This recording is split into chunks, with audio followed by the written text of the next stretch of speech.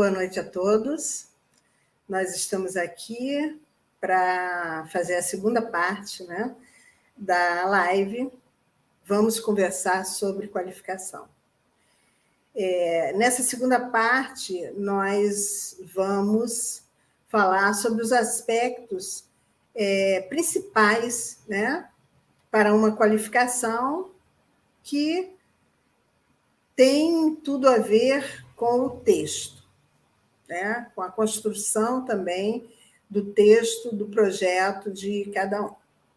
Antes de começar a live, eu queria deixar a seguinte pergunta no ar.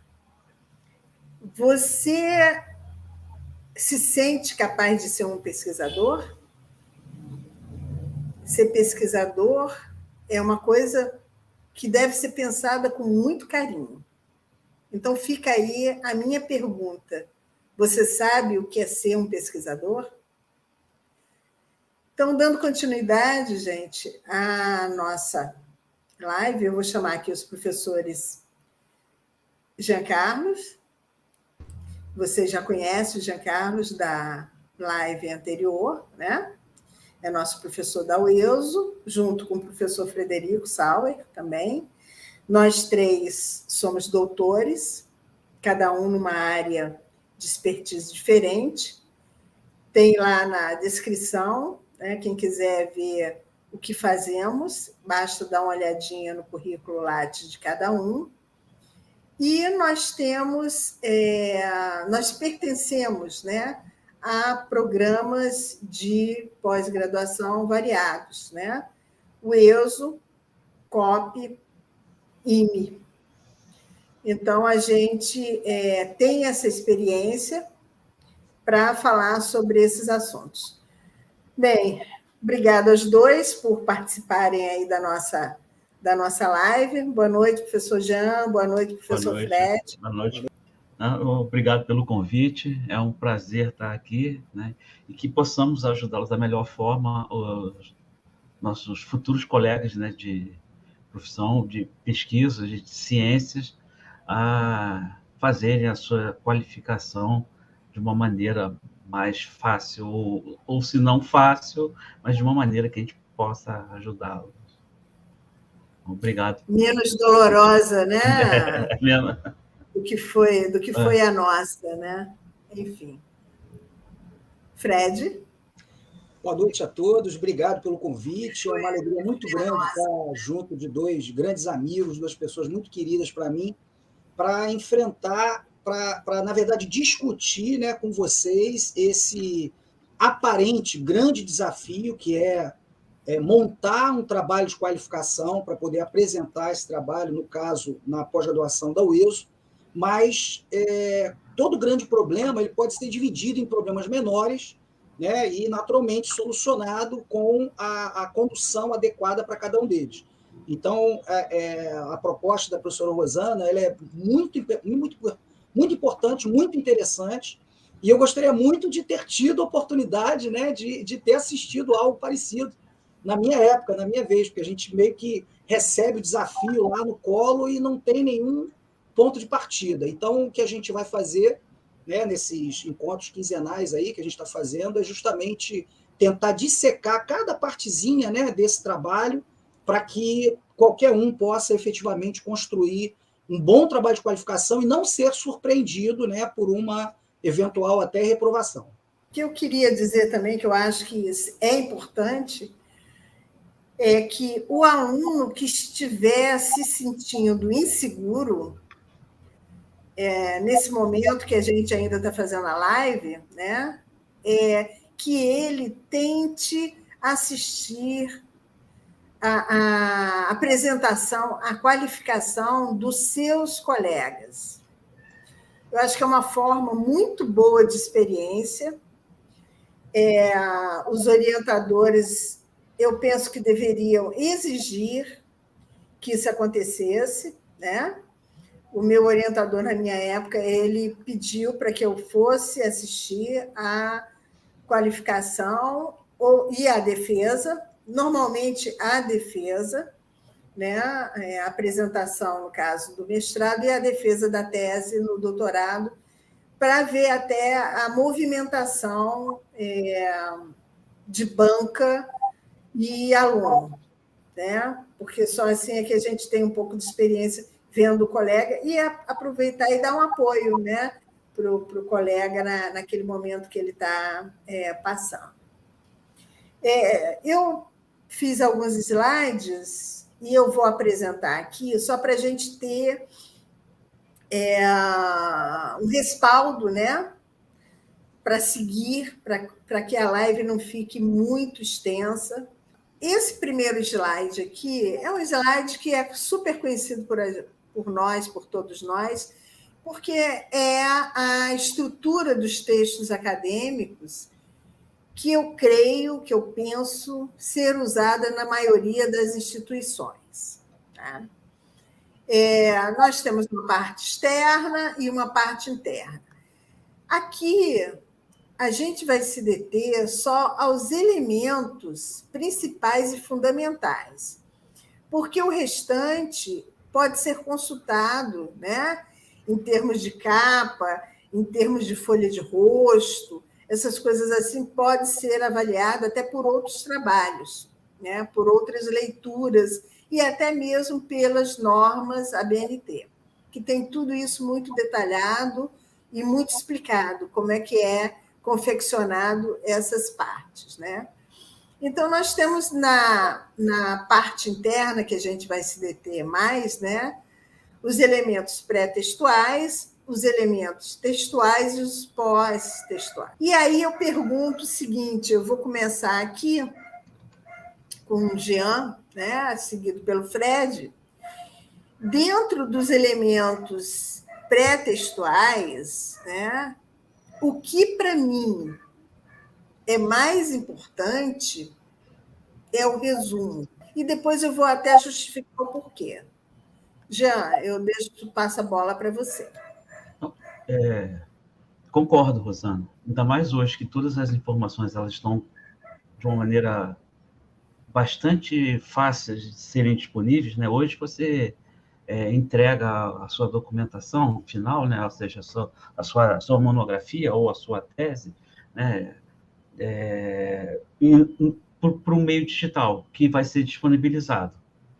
E na hora que você está procurando determinado assunto, determinado trabalho que complemente o seu, né? Você está fazendo a sua pesquisa bibliográfica, aparece locais que têm teses. Então, você vai numa universidade, ou mesmo, por exemplo, você vai lá na biblioteca e vê quais são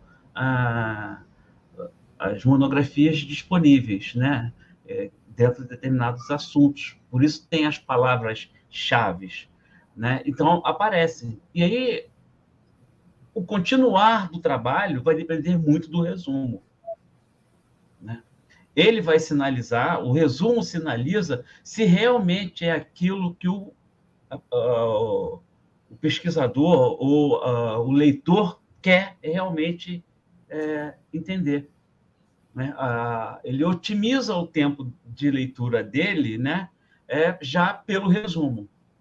Então, o poder de síntese de quem está escrevendo é extremamente importante logo no início. Se você vê aqui o que você, no seu slide, eu vou aproveitar, ele está dizendo o seguinte, é a capa, folha de rosto, né?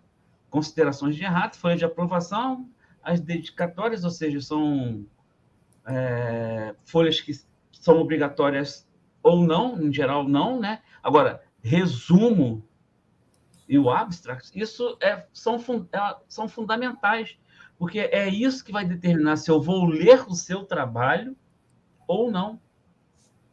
Porque aí eu vou me adiantar um pouco e vou lá no final, eu vou dizer, já pelo seu resumo, é incrível isso, se acrescentou algo ou não a um determinado tipo de problema. Então, concordo exatamente isso que você falou, Rosana, que o resumo determina se o meu trabalho já está sendo acrescentado a uma determinada solução. Ok, perfeito. Fred? Oi. Então, eu queria só acrescentar, né, o que o Jean falou, e é perfeito, é exatamente isso, né, concordo plenamente. fazendo uma analogia, é que nem quando a gente vai escolher lá uma série na Netflix. A primeira coisa que a gente faz é olhar as sinopses, né? Olhar os resuminhos que estão ali. Se aquele resumo ele não for motivador, se ele não for chamativo, não apresentar para você realmente a proposta daquele trabalho e tudo mais, você nem vai olhar, exatamente o que o Jean falou, você vai passar para o próximo. Então, ele tem essa importância e, ao mesmo tempo, um grande desafio. Por quê? Porque exatamente por conta dos sistemas de indexação de trabalhos, né, nos sistemas de bibliografia, os resumos eles são tipicamente limitados a um determinado número de linhas. Então, você tem esse desafio, porque você precisa lá em, digamos, 10 linhas, ser capaz de contextualizar o teu trabalho, ou seja, dizer em que campo ele está inserido. Você tem que dizer dentro do teu resumo qual é o problema que você tratou, dizer quais são as soluções possíveis e dizer quais são os teus resultados. Isso em 10 linhas. Né? Então, é uma parte muito importante, por exemplo, a aceitação ou não do teu trabalho posteriormente num congresso, num simpósio, alguma coisa, vai depender de um bom resumo, porque os avaliadores vão receber lá centenas, às vezes milhares de artigos e monografias para avaliar, e eles vão naturalmente fazer uma triagem pelos resumos, inevitavelmente. Então, daí a importância do resumo. Tá certo, Fred. Eu, para fechar esse bloco aqui com a contextualização do Jean e do Fred, eu digo o seguinte: quando eu participo de uma banca, eu digo sempre para aquele aluno que está fazendo uma qualificação que a menina dos olhos do projeto dele é o resumo, porque o resumo ele contém todas as partes, deve conter, né? Todas as partes importantes que ele desenvolveu no projeto. Né? Então, é como se ele pegasse o trabalho, o texto dele integral, na integralidade, logicamente, sem citações, sem cálculos, mas ele vai colocar ali, naquele quantitativo de palavras, tudo que foi feito. Posso fazer só uma provocação, Rô? É a única parte de tudo que você tem aí que tem um limite máximo. O resto você pode ter páginas e páginas de bibliografia, né? Introdução longa. É claro que não fica legal você também fazer uma introdução longa em comparação com o desenvolvimento, né, e tudo mais, mas isso não tem um limite definido. Resumo tem. Todo documento que você vai fazer está lá, né? No máximo, tantas linhas. É verdade. Porque eu vejo assim, quando a gente vai fazer uma busca, a primeira coisa que você vê é o título. O título. Sendo interessante, você vai para as palavras-chave.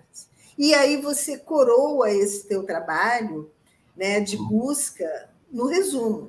Exatamente. Se o resumo é a sinopse que o Fred estava falando da Netflix, ou de qualquer outro serviço de streaming.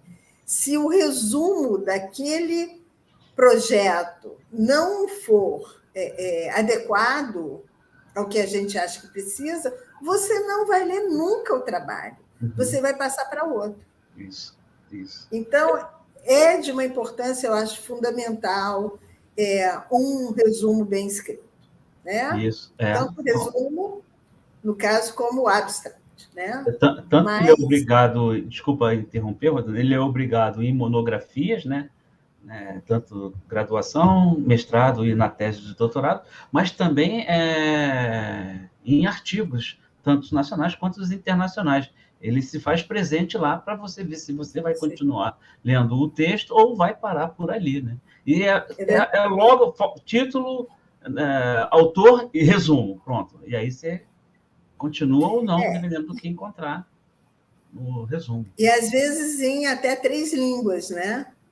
Isso. O português, o inglês e o espanhol, né? Agora não se fica mais só no português e no inglês. Então a coisa está... E tem que ter uma coerência, né? Nisso tudo. Bem,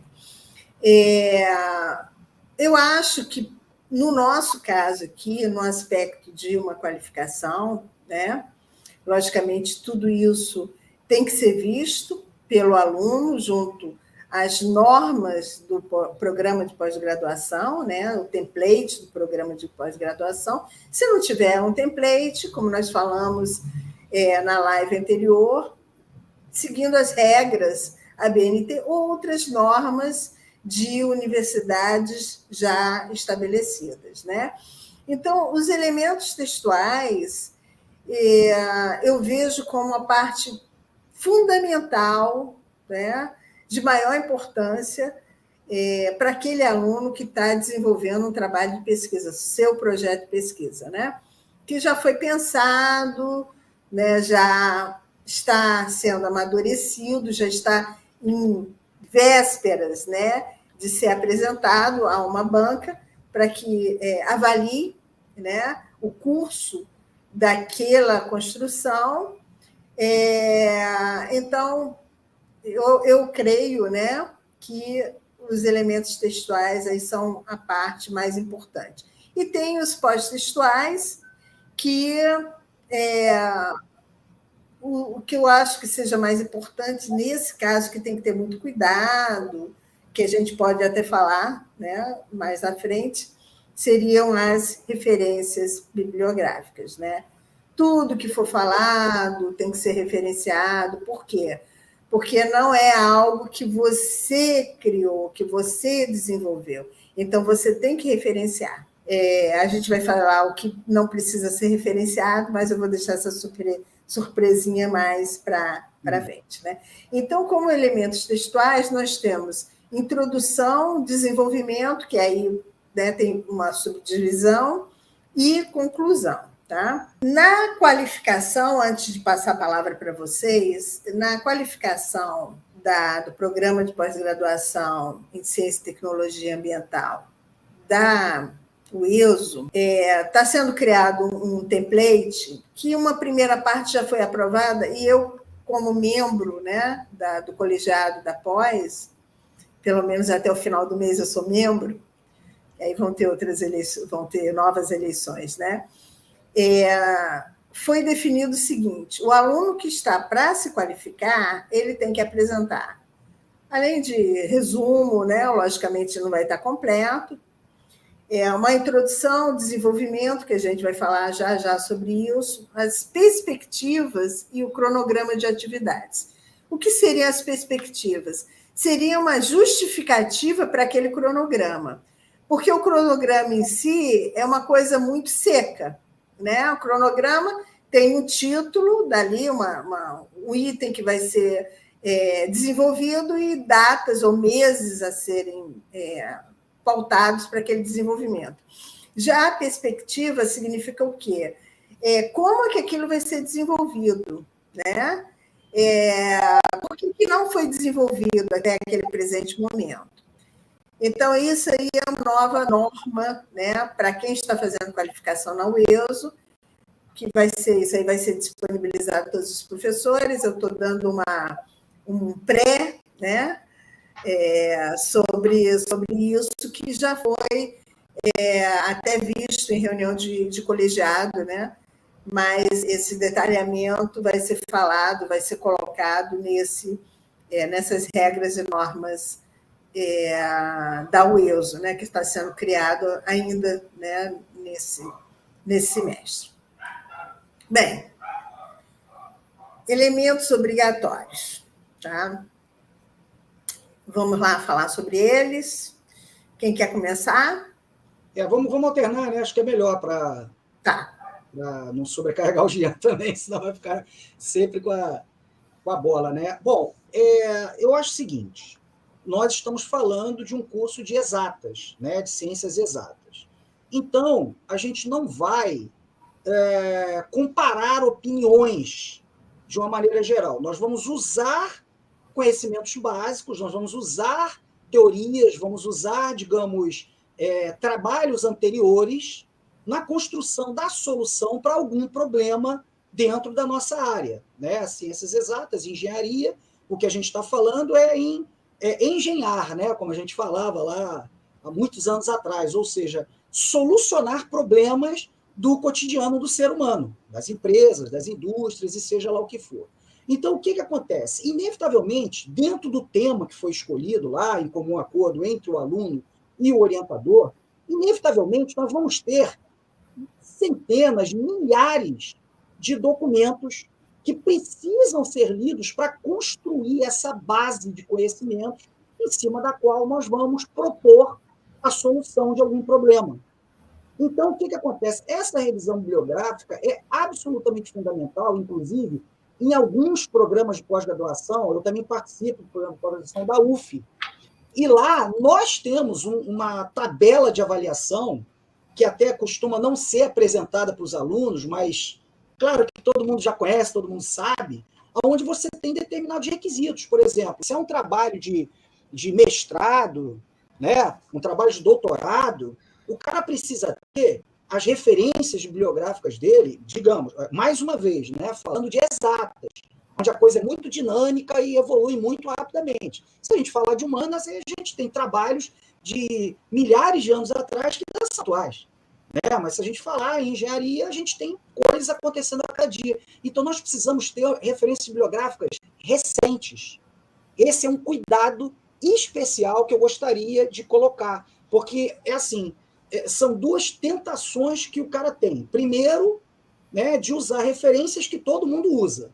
Né? A gente vai usar trabalhos de outros colegas para poder desenvolver o nosso trabalho, e aí, inevitavelmente, vai ter acesso a referências muito antigas. Né? Essa é a primeira. E a segunda, que para mim é a mais perigosa de todas, a tal da internet. Né? Porque hoje a pesquisa mais fácil de fazer é o tal do Google, ou DuckDuckGo. Você usa lá a preferência que você quiser. Você bota lá o teu tema, pronto. Já vem lá um montão de especialistas, né, que conhecem o assunto, e lá nos seus blogs vão falar sobre aquilo. Então, é muito importante que a revisão bibliográfica ela seja feita em cima de documentos consolidados, documentos que tenham sido avaliados pelos nossos pares, ou seja, artigos científicos, eles são a principal fonte de uma boa revisão bibliográfica. Desculpe aí por ter tomado muito tempo, mas passa a bola para o Jean. Não, concordo, Fred. Né? Hoje, quando você fala, vou fazer uma pesquisa, parece que você está resumindo tudo em ir lá no Google e fazer um Ctrl+C, Ctrl+V. Né? Só para chamar a atenção, você pode fazer isso sim. Só que você tem que dizer o seguinte, ó, isso não é meu. Só está complementando. Né? Você pode.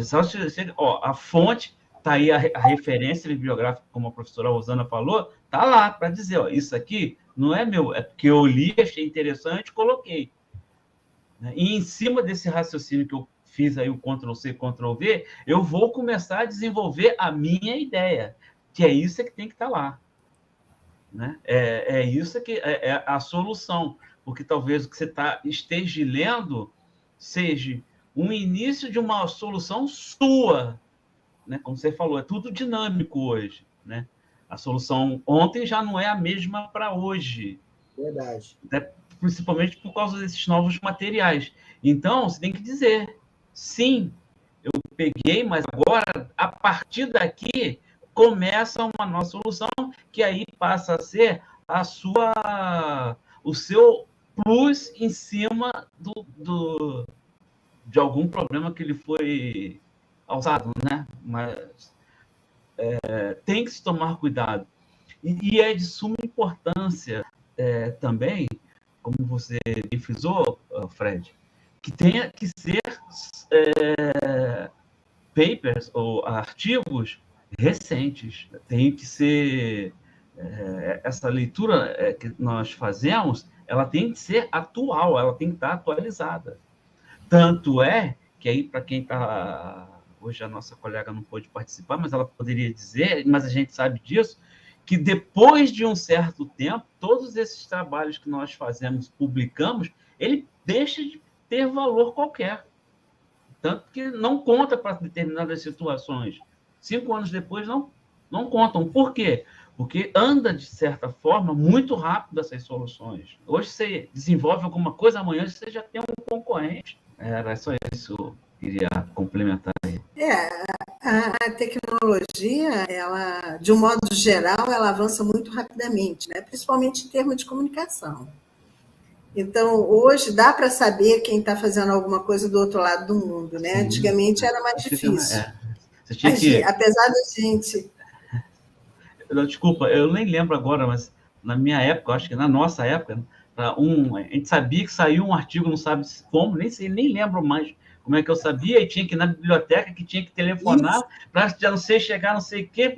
Quando chegava eram 5 folhas e uma fortuna. Hoje não, hoje você já tem esse tipo de coisa imediata. Né?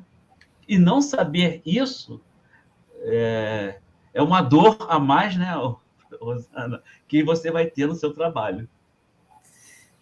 Antigamente, eu me lembro que tinha um sistema Comute. Isso, Então, você via o artigo, você ia na biblioteca, pedia o artigo, aí ela ia pedir à universidade e era cobrado por folha. Isso. Então, era coisa assim... E, assim, não era coisa do exterior, não. Se eu quisesse alguma coisa na Federal do Paraná, eu tinha que fazer esse processo, né? Para entender, para ter uma boa revisão bibliográfica, né? A gente tem que ter o cuidado também, por exemplo, quando eu fiz o meu doutorado, eu fiz algumas comparações da minha modelagem com coisas de autores renomados que foram feitas de forma analítica, né? Então, eu usando o computador, né? Com um determinado erro, um determinado grau de erro que eu deveria ter, eu fiz a comparação, né, com esse Gauss da vida, porque ele tinha feito isso, sei lá, 1917, vamos supor, e aí eu, né, mais atual, com a computação, fui ver se realmente o que eu estava fazendo validava, né? O trabalho dele. Não era o trabalho dele que era validado pelo meu, não, era o meu validado pelo dele, né? De tão bom que o cara é. Só que aí tem um detalhe. Isso aí é algo que a gente usa para a gente entender tudo aquilo que a gente está fazendo. É como se fosse um histórico, como é que era até chegar o que a gente está fazendo. O que vale realmente é o que vocês disseram, né? O que conta, e isso já tem regras, né, da CAPES-CNPq, são os 5 últimos anos, para tudo. Você quer uma bolsa? Produção dos 5 últimos anos. Não adianta você ser, sabe, o bam 8 anos atrás. Aquela tua publicação, aquele teu artigo, aquele teu trabalho, já não vai entrar ali naquela contagem. Tem que ser algo mais recente. Então, é bom que vocês, né, que estão para se qualificarem, vejam, né, revejam tudo isso, para não ficarem com as citações em termos de revisão biográfica muito antigas. Logicamente, temos livros, né? Mas para o trabalho científico, a gente precisa o quê? Dos artigos, dos papers, né? Atuais, que é o que está sendo feito. Bem, mais algum complemento com relação a isso? Bem... Eu acho que a gente vai voltar a falar sobre referências bibliográficas, né, na parte pós-textual, né? Só para frisar aquilo que você tocou sobre a importância, né, o Jean também comentou, de você não copiar a ideia, né, do colega, né, do trabalho que você está utilizando. Para isso, existe a citação, né, que você pega lá, copia a frase, né, que o cara escreveu, só que, infelizmente, com a facilidade do Ctrl+C, Ctrl+V, a gente pega muito trabalho para revisar, que o camarada copia lá do trabalho do colega e bota lá no dele. E isso é plágio, né? E plágio aqui dentro do nosso país é considerado um crime, é um crime de propriedade intelectual. tá certo? Existe lei para isso, tem muita gente boa aí perdendo título de doutor porque cometeu plágio, tá certo? Então, vou tomar muito cuidado com isso, mas eu acho que a gente vai mais adiante falar sobre referências bibliográficas. Sim, a gente pode até falar mais a miúde sobre isso. Eu sempre peço para o aluno reescrever, para ver se ele entendeu aquilo que ele leu. Fazer uma paráfrase, né? Dar uma roupagem diferente. E aí cita o autor de onde ele tirou aquilo. Isso. É dele, então reescreve, né? Lá na lista final de referências bibliográficas. Porque é um trabalho de escrita. E para escrever, a gente tem que saber ler, né? Não é ler por ler. É ler e saber interpretar aquilo que está sendo dito por aquele autor. Logicamente, a gente está falando de trabalhos científicos, tá? Não é de romances. O segundo item, bem, a introdução ela leva a alguns outros itens, né? Mas eu acho que é importante você ter bem fundamentado essa revisão de bibliografia, de literatura de uma forma geral, dentro da área de expertise no qual você está desenvolvendo o projeto. Tá? O segundo aspecto importante, seguindo aí as regras e as normas, seriam os objetivos. Né? Dentro dos objetivos, e aí eu falo sempre com os alunos o seguinte: qual é a sua pergunta de pesquisa? Qual é o problema que você quer resolver? Como é que você vai resolver esse problema? Né? Então, dentro dos objetivos, nós temos os objetivos gerais, né, e os específicos. Os gerais, como o nome está dizendo, é uma série de itens que você pode fazer durante o seu trabalho, até mesmo porque o desenvolvimento dele vai dar margem para isso. E o específico é aquele problema pontual que você quer resolver. Lembrando que os nossos alunos do programa de pós-graduação de Ciência e Tecnologia Ambiental é um programa de mestrado profissional. Então, eles têm que ter um produto, né? E talvez aquele produto seja a resolução do problema dele. Pode não ser, né? Mas é coerente que seja, porque é o produto final é redundante, né? Produto é final, não tem produto intermediário. Então, isso importante que seja elencado aquilo que você pretende resolver, que você pretende fazer. Porque tudo que tiver pontuado nos objetivos, quando você chegar no final, você vai ter que falar sobre um por um daqueles itens que você pontuou nos objetivos, tanto geral quanto específico, para justificar se foi feito ou não. Logicamente, se você não conseguir fazer todos, para isso que é a qualificação, a banca vai dizer para você: você não acha que você está querendo fazer muita coisa? Por que você não tira desses 7 objetivos que você está pontuando aí, você deixa apenas 3 e faz esses 3 de uma forma que o seu trabalho tenha relevância? Para que tudo isso? Talvez você não tenha tempo. Lembrando, gente, que a gente está falando de mestrado de 2 anos, mestrado profissional de 2 anos. Mestrado acadêmico eram 3 anos, eu não sei se foi reduzido, mas mesmo assim, né, se torna muito corrido. E o doutorado nós não temos ainda na UESO, né, mas são 4 anos, e é uma coisa mais específica, porque tem que ter um toque de algo novo. Tá? Mas isso aí eu vou deixar para vocês falarem. Jean e Fred, o que vocês me dizem com relação aos objetivos?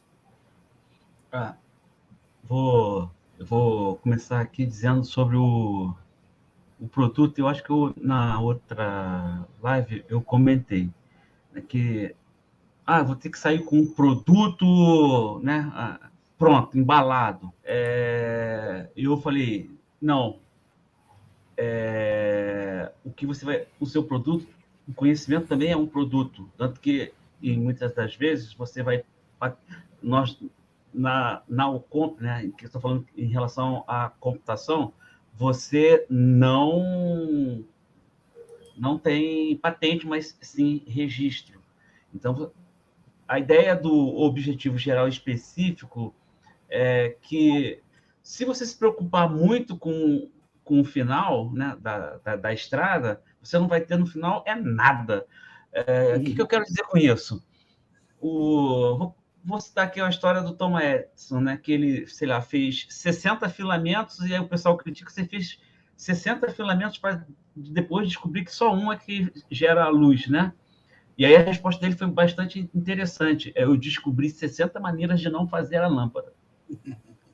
Né? Então, o que a professora Rosana acabou de falar é justamente isso. Né? Você tem que ter qual é a sua pergunta? É resolver. O fato de você chegar e, olha, até o momento eu não consegui, você já trouxe uma expertise de que até aqui, e dessa maneira, não dá. Uma vez eu li uma tese, se me permite, que ele queria fazer um contador Geiger e no final não deu certo. O que tem, a conclusão foi: no mercado ainda é melhor e sai mais barato. Ótimo. Então, o seu conhecimento, o seu produto é ruim? Não, o seu conhecimento diz: com esse material, dessa forma, não dá agora. Esse é o seu produto. Esse é o seu ganho. Então, é um ditado judaico que diz: para você ter as respostas certas, precisa fazer as perguntas certas. Então, quando a professora falou, tem que ter cuidado, né? O orientador tem esse objetivo, né, de dizer, você está indo muito além, já basta aqui.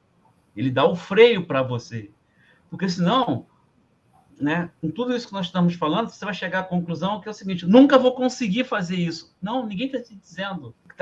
O que você tem que ter como diz a palavra, objetivo, e dentro desse objetivo que está sendo geral, como a professora Rosana colocou, qual é o seu específico ali?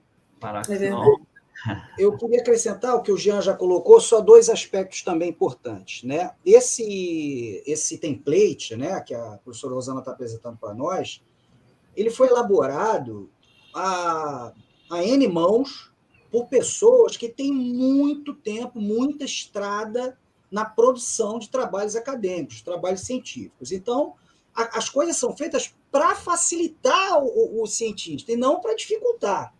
Então, o que acontece? Né? Quando você faz uma boa sessão de objetivos, onde você consegue detalhar muito bem, muito preciosamente os objetivos gerais, os objetivos específicos do seu trabalho, você consegue fazer com muita facilidade um cronograma, porque você consegue mensurar, né, quanto tempo você vai levar para cada objetivo daquele que você está definindo, e aí, com isso, você pode avaliar se o tempo disponível para a tua defesa é suficiente ou não para alcançar esses objetivos. E o segundo aspecto é o tipo de ferramentas que você vai precisar. Que ferramental?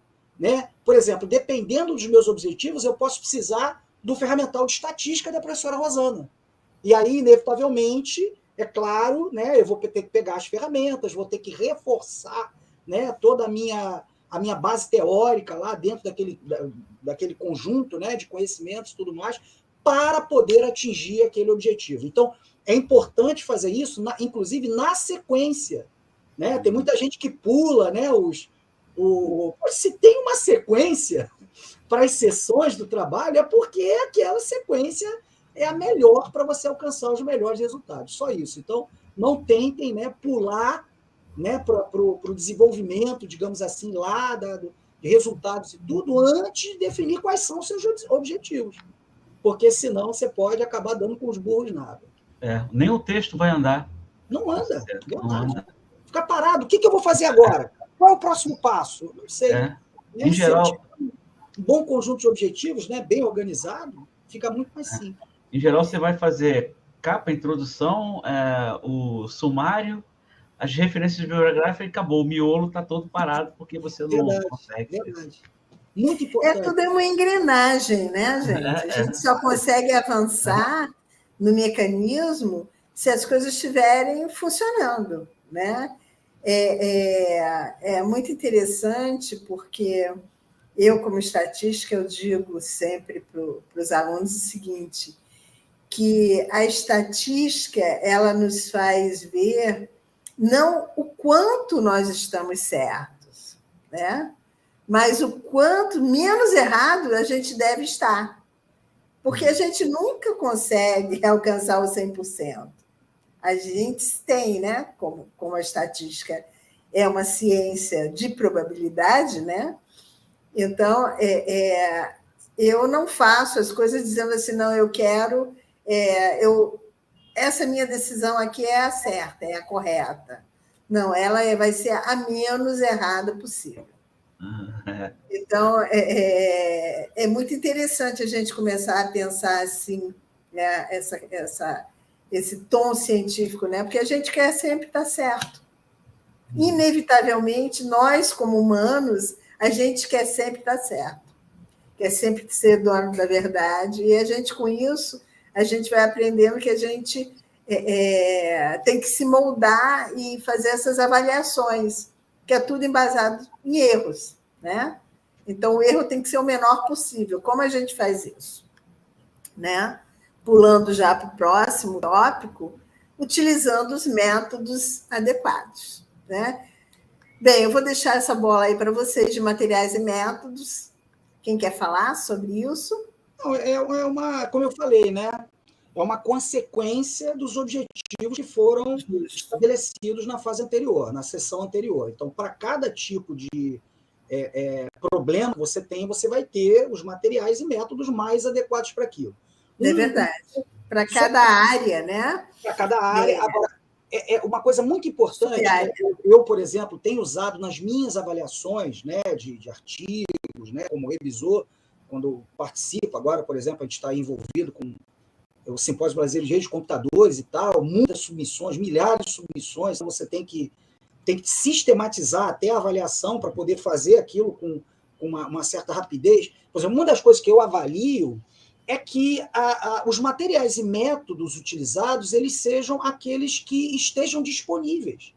Porque muitas vezes você vai usar alguma coisa que não é, digamos, aberta, não é alguma coisa comercial, às vezes, ou envolve direitos autorais, envolve, enfim, outros aspectos subjetivos, isso aí pode causar dificuldades na avaliação do seu trabalho. Eu costumo sempre, como orientador, inclusive, sugerir aos meus orientados que procurem sempre usar ferramentas, né, métodos, técnicas que estejam todas publicamente disponíveis, que possam ser avaliadas pelas pessoas que estão lendo o seu trabalho, né, e que, naturalmente, possa contribuir para a ciência. Ou seja, porque ciência é isso.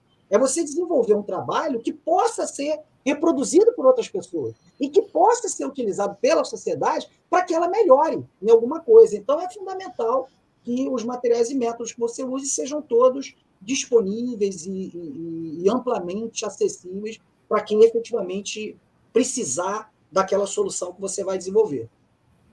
Com certeza. Concordo. E para cada caso, dependendo do item, do projeto, né? Dentro daquela área maior que o aluno está fazendo, ele tem que ter muito cuidado, né? Nessa metodologia que ele vai utilizar para resolver o problema dele, né? Por exemplo, eu estou na área de ciência e tecnologia ambiental, só que eu sou estatística de formação, então a metodologia que eu, né, sempre converso com ele para usar, isso aí a gente vai falar até em outras lives, como o aluno chega até a gente, né? E como é feito esse pré-projeto, como é pensado nisso. Logicamente que eu trabalhar, né, que tem expertise nessa área. Então, a gente tem que ter esse cuidado também, né? E materiais e métodos está muito linkado à área na qual o aluno está desenvolvendo o projeto dele. Ok? Resultados. Tudo é uma cadeia, né, gente? Não tem como fugir. Você começa lá pensando no seu projeto, vendo, né, lendo a revisão de bibliografia, porque você já tem ideia no que você vai fazer, dos teus objetivos, e aí você vem passo a passo, resolvendo o teu problema até chegar nos resultados, né? Os resultados, logicamente, eles partem, né, do item anterior, que seria dos métodos que você vai utilizar para resolver o teu problema, né? E dependendo disso, você vai obter os teus resultados e, a partir daí, você pode compará-los com de outros, né? Discutir, fazer essa discussão, né? Eu acho que essa comparação é mais para discussão, né? Para você poder ter a sua conclusão, e aí a conclusão é sua. Puxando agora o gancho do Jean, independentemente se deu certo ou não o seu projeto, as pessoas têm muito medo, os alunos têm muito medo de as coisas não saírem a contento, né?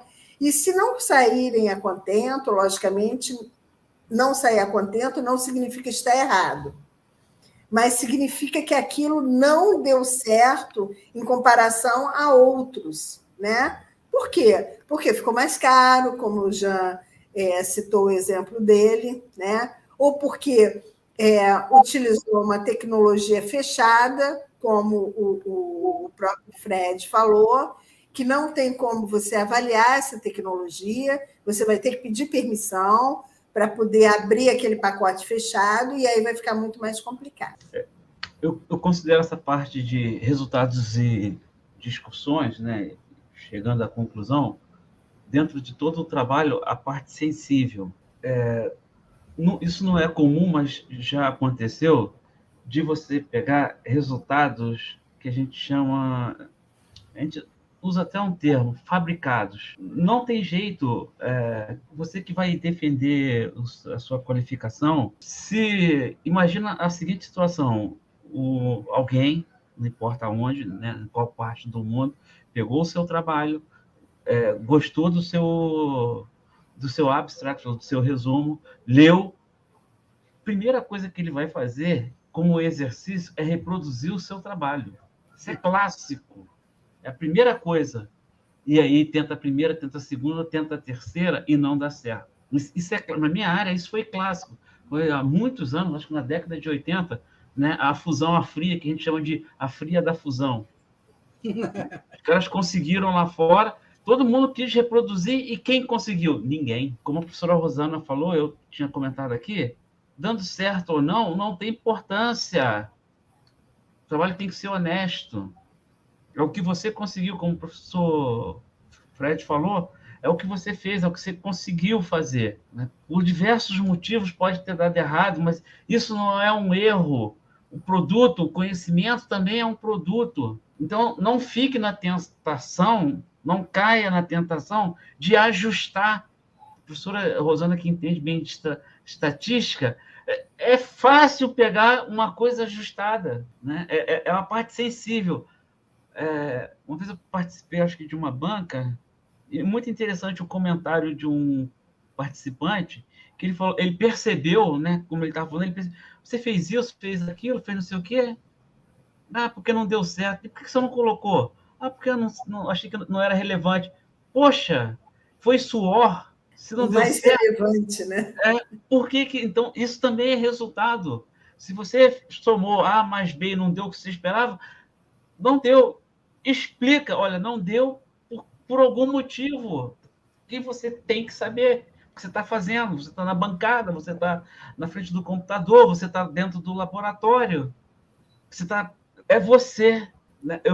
Um pouquinho mais eu vou me adiantar, porque vão ter 45 minutos que você vai ficar sozinho ali.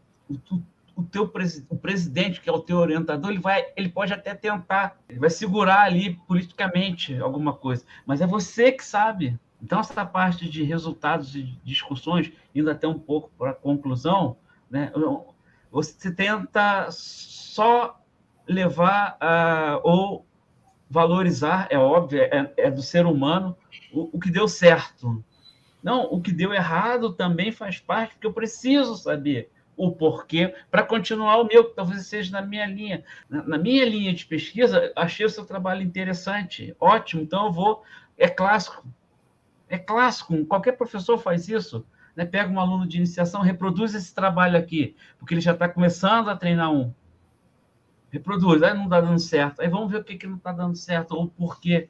Se você explicou, está ótimo, mas não deu certo. Não, deu certo sim, há algum problema. Isso. E hoje em dia, os comitês dessas revistas, eles têm mais facilidade de fazerem essas observações.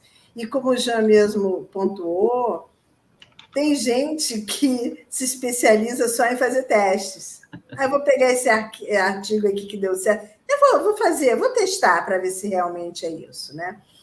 Tem um artigo estatístico, né? Análise sobre vida em ciências da saúde, no qual eram 2 autores e eles concluíram que a pessoa ela deveria fazer uma determinada cirurgia para a melhora do quadro clínico dela. Só que eles esqueceram de avaliar uma determinada variável. E aí, o que estava acontecendo? As pessoas faziam essa cirurgia e, depois de determinado tempo, elas morriam, vinham a óbito. E aí foi levantada essa lebre no meio, né, no meio médico, né, porque todo mundo começou a fazer esse procedimento cirúrgico. Né? E aí foi descoberto que não estava sendo vista uma determinada variável, como a gente da estatística fala, né? Não estava sendo avaliada um ponto que era fundamental para decidir fazer ou não aquela cirurgia. E aí os autores tiveram que se retratar, né? E mostrar o erro deles. Quer dizer, muitas coisas envolvem vidas humanas também. Né? A gente está falando em ciência e tecnologia ambiental, que a gente acha que é uma coisa mais da área de exatas, mas tudo acaba envolvendo pessoas. Né? E aí a gente tem que ter o cuidado de utilizar esses métodos, vendo tudo que pode ocorrer ou não, até mesmo para colocar lá no trabalho, né? Dizer, olha, esse ponto específico não foi avaliado. Então, a gente só, em vez de ver 4 variáveis, a gente analisou somente, né, um caso homogêneo, como a gente fala, né, um caso ideal, 2 variáveis. Então, se você for fazer esse trabalho, né, aumente mais uma variável ou mais 2 variáveis para você ver o que acontece, né, e compare com o outro que foi feito com menos variáveis, né? Fred. Então, só corroborando, né, com o que o Jean falou, a Rosana também, eu, quando fui fazer mestrado, né, década de 90, lá na COP, na elétrica, eu conheci uma pessoa que infelizmente faleceu tem 2 meses, né, professor Otto, e é uma das minhas referências, né, foi com quem eu aprendi redes, foi com ele, né, eu era de outra área e caí lá e me apaixonei por essa área justamente por conta da paixão que esse professor demonstrava pelo conhecimento dessa área. E ele me simpatizou comigo também e tudo mais, e me colocava lá para fazer avaliação de artigos e tudo mais. E ele falou o seguinte, ele dizia o seguinte, olha, você para saber se um trabalho acadêmico está bom, você primeiro faz isso, você vai lá e lê o resumo. Se o resumo, como a gente já falou, se o resumo ele for motivador, né, você vai ficar interessado pelo assunto. Aí você faz o quê? Você vai lá na conclusão. Aí você vai lá na conclusão para ver o que é que efetivamente o cara fez. E aí você mesmo assim fica desconfiado. Aí você faz o quê? Volta lá nos resultados do cara e vê se realmente ele conseguiu resultados que corroboram a conclusão dele. Quer dizer, é exatamente o que o Jean falou. Por quê? Porque tem muita gente por aí que, talvez no desespero, não vamos atribuir isso a más intenções, né? Mas no desespero de terminar o negócio logo, dá uma marretada lá nos resultados, né? E dá uma coxambrada para poder chegar numa conclusão satisfatória e tudo mais. Mas quem está do outro lado da história, que realmente, né, tem a ciência como a sua principal, digamos, razão de viver, né, vai verificar tudo isso aí. Então, a gente tem que fazer isso com muita seriedade e, como o Jean falou, como a Rosana contribuiu depois, colocando efetivamente o que aconteceu. Isso é fundamental, porque quem está do outro lado tem muita experiência, sabe muito bem pegar aquele trabalho lá e falar que tem alguma coisa errada. Não é bom arriscar, não. É verdade. E tem técnicas para isso, né, para solucionar esses problemas. Às vezes, os dados, né, as informações vêm com muitos buracos, tem técnicas para isso.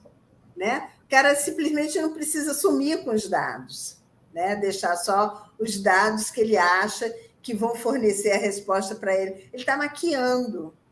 Né? E quem é da área, quem faz parte desses comitês editoriais, né? Quem avaliam essas publicações, são caras cascudos.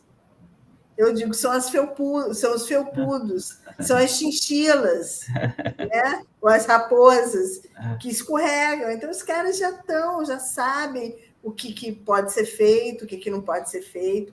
Eu estava ouvindo uma palestra e o pesquisador, que eu achei muito interessante, ele falou, olha, faça algo simples, mas honesto. Não fique tentando fazer algo super sofisticado, usar teorias mirabolantes de ponta, porque você vai ter que concluir, você vai ter que discutir aquilo e vai ter que concluir alguma coisa em cima daquilo, que você talvez tenha começado a estudar aquilo naquele momento. Então, veja algo que você tenha estudado isso naquele momento, mas que você já tem uma bagagem anterior para você resolver o teu problema.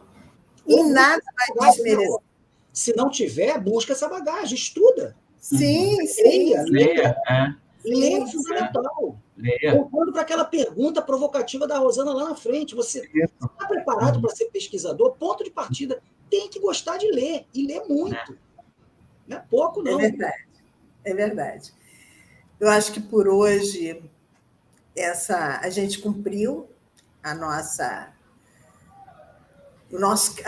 caminhada, né, aqui nessa segunda e última parte com relação à qualificação, né, a importância da qualificação na vida de qualquer aluno, mesmo que a graduação não tenha esse formato de uma qualificação, mas o aluno, na graduação, ele passa por uma qualificação que é feita pelo próprio professor, porque o professor diz a ele, na graduação, se ele tem condições de apresentar o trabalho final dele.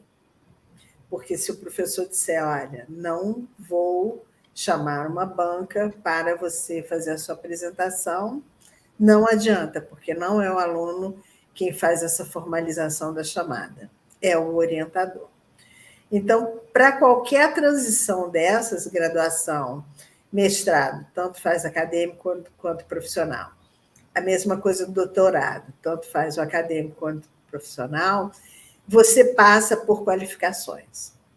Logicamente, a qualificação é uma coisa muito boa, é uma coisa de excelência, porque te mostra, você consegue ter outras pessoas que não o seu orientador verificando o que você está fazendo, né? Porque às vezes a gente está tão imerso, né, no trabalho da gente, na pesquisa da gente, que a gente precisa ter outros pares externos para nos tirar daquela imersão e dizer assim, olha, por que você não segue por esse caminho? Ou por que você não usa tal método? Olha, essa amostra que você coletou, ela não está adequada. E a gente, nessa imersão, a gente não consegue ver isto, né? Porque a gente está sempre procurando o melhor, está sempre achando que está fazendo certo, né? Então, a qualificação te dá essa chance como aluno de você sair do teu ambiente confortável e apresentar aquilo que você fez, da forma que você fez. Então, é uma coisa muito boa. Eu acho que todo aluno deveria amar ser qualificado, né? Amar ser perguntado sobre algo que está dentro do projeto dele. Porque, eu não sei se os colegas vão concordar, quando a gente tem dúvidas sobre algo dentro do projeto, que a gente faz uma pergunta, é porque a gente tem interesse de saber. Ninguém vai perguntar nada por perguntar, eu vou fazer uma pergunta aqui. É mais fácil ficar calado, olha, não gostei, vou ficar aqui caladinho, porque já está aqui, já rabisquei tudo, depois eu mando para ele, né? Então, quando há interesse, quando o trabalho tem uma relevância, você sabe o porquê que você está fazendo aquilo, é bom que as pessoas perguntem, é bom que as pessoas se interessem, porque às vezes uma pergunta te faz despertar para um outro aspecto que você não tinha visto. Não soube responder, não tem problema, né? Peça ele para reformular a pergunta, porque você não está entendendo, talvez por causa do nervosismo, você pode dizer isso. E se você não conseguir responder, você fala, professor, eu não vou conseguir responder agora. Eu realmente vou ter que avaliar essa pergunta que o senhor me fez, ela vai ficar anotada aqui. Por quê? Porque nós não sabemos de tudo, nós não temos respostas para tudo. Então, eu acho que a sinceridade, né, a transparência é a melhor coisa que nós podemos oferecer para os nossos pares, né? Não tenha vergonha de dizer, olha, não sei. Não sei. Eu não sou o Deus, não sou o dono de tudo. Eu tenho uma determinada expertise por ser doutora naquela área que eu desenvolvi a minha pesquisa. Isso não quer dizer que, por eu ser doutora, eu sei todas as coisas do mundo. Não, eu sou muito ignorante em vários outros aspectos. Então, vamos ter paciência, né? Seria a minha fala final.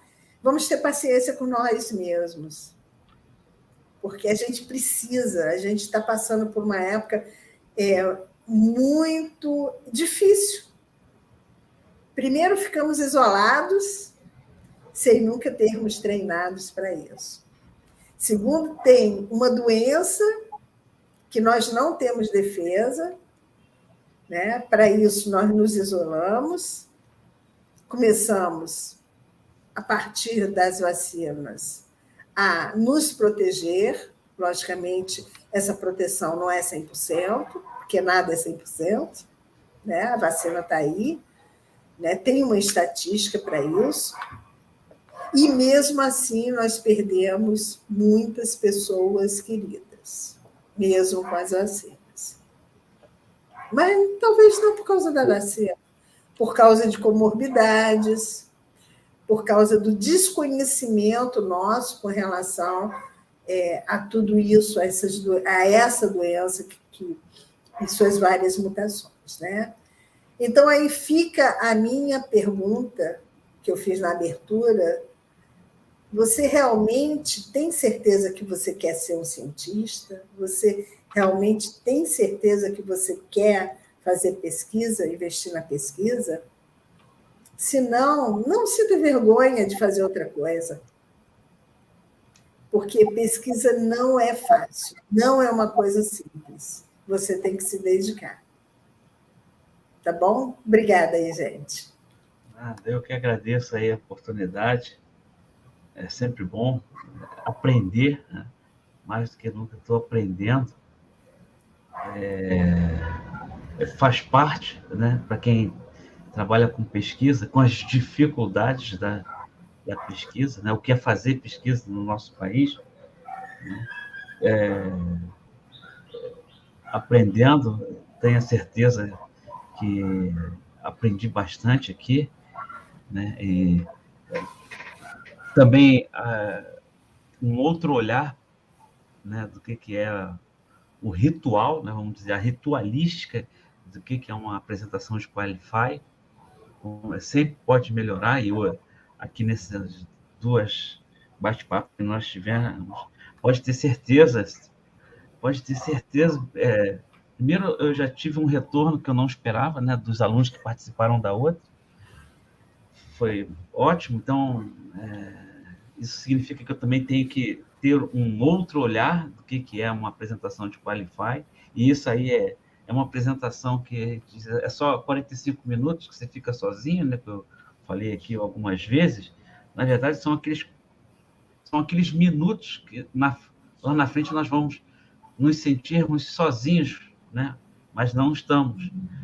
Eu falo que na banca são os 45 minutos, mas que tenham certeza que vai ter a banca que está te avaliando, torcendo para que você se saia bem, né?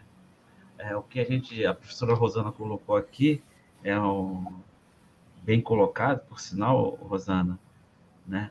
Não é uma receita de bolo, né? Mas seguindo com seu esforço, com seu suor, com seu trabalho, tenho certeza que você que nos assistiu aí, nos assiste, vai ser um pesquisador de sucesso. Novamente, obrigado, Rosana. Fred, obrigado, estou esperando o Chicote cantar. Deixa comigo. Mas obrigado também aí por tudo.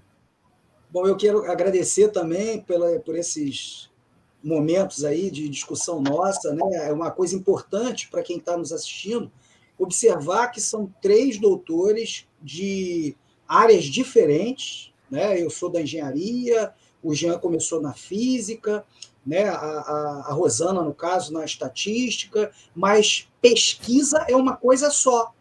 E a gente está aqui tentando, né, dar as opiniões, mas vocês que nos assistiram observaram que está tudo muito alinhado. E não tem muito o que inventar, né? É como o Jean falou, assista as apresentações de outros colegas anteriores, que você vai ver que é uma receita de bolo mesmo, né? É claro que dentro do teu tema você vai desenvolver e você vai ter as dificuldades e tudo mais, mas a forma é basicamente a mesma. E a gente falou muito aqui da forma, né? O conteúdo vai da pesquisa que cada um vai fazer. É individual mesmo, é muito mais individual. É claro, muitas atividades da pesquisa nós fazemos em grupo e tudo mais, mas a maioria das decisões você vai tomar sozinho, com base naquilo tudo que você leu, naquilo tudo que você desenvolveu, nos resultados que você obteve e tudo mais. Mas é assim, é perseverança, é acreditar no que você vai chegar até um resultado, que você vai chegar até uma decisão, se aquilo funciona ou não funciona, tá certo? Mas isso vai depender do seu esforço. E aí eu reforço a pergunta que a professora Rosana fez. Você está disposto a isso? Vai ter que estudar muito, vai ter que ler bastante, mas o sucesso é garantido, né? Com a dedicação, com o esforço, qualquer um consegue. Eu consegui, qualquer um pode ser doutor também, sem nenhuma dificuldade. Essa sua fala é muito parecida com a minha. Eu digo sempre para os meus alunos, eu consegui, vocês conseguem com muita mais facilidade, né? Porque na nossa época não tinha tecnologia, né? Os professores eram muito afastados da gente, né? É como se estivesse em outro patamar. Agora você fala com o doutor com uma proximidade, né? Você consegue conversar com o doutor com a proximidade. Na minha época, não. Era como se fosse uma outra casta. Então, era muito mais complicado, né? E é muito bom. Eu acho que viver na época atual é muito boa, né? Logicamente, tem que ter bom senso e discernimento para não cometer erros crassos, né? E tá sempre vendo que a ciência é uma coisa boa, não importa, né? Que a gente tem que mergulhar dentro dela, seguindo, como o Fred mesmo ressaltou, e o Jean, esses padrões, não fugindo disso. Não fuja disso. Isso vem funcionando. Não tente reinventar a roda. Siga, agora siga isso com qualidade, né? Pessoal, nós três aqui estamos planejando fazer lives de assuntos específicos e interessantes, né, pertinentes aí à comunidade acadêmica, quinzenalmente, né? A gente vai conversar e vai manter esse bate-papo, né? Seria mais uma difusão científica, porque aqui a gente não vai fazer ciência, não é o canal próprio para isso, né? Trazendo convidados, até mesmo para a gente ver ter um olhar diferente, né? Porque aqui nós temos os olhares diferenciados, porque cada um tem uma área de expertise, mas somos todos da mesma instituição. Então, trazer pessoas de outras áreas, de outras instituições também, que possam contribuir aí nesse bate-papo quinzenal da gente. De repente, a gente cria um nome para esses colóquios, né? Como diz o Jean, e aí a gente só vai lançando as chamadas, né? E o YouTube mesmo se encarrega de reenviar isso para os inscritos, e fica gravado, e as pessoas vão assistindo, e eu acho que é a nossa contribuição, né? É o que eu digo, é o nosso legado. Infelizmente, a gente não tem uma remuneração satisfatória, né, pelo que a gente faz, mas a gente deixa alguma coisa, o legado da gente, porque a gente gosta de fazer isso, porque a gente ama fazer isso, porque senão a gente não estaria aqui com 2 horas, né, basicamente de live, conversando com vocês. Então, a gente faz porque a gente quer e a gente gosta, tá bom? Então, eu desejo a todos uma boa noite, um bom descanso, e até a próxima, que vocês serão notificados. Jean, obrigada mais uma vez aí pela sua participação. Eu acho sempre bom, e agora não vou mais desgrudar de vocês. Fred, obrigada, viu, mais uma vez aí pela sua participação. Vocês dois são enriquecedores, e isso é muito bom. Para mim, eu sempre ganho tendo vocês por perto. Até a próxima. Obrigado. Boa noite. Boa noite.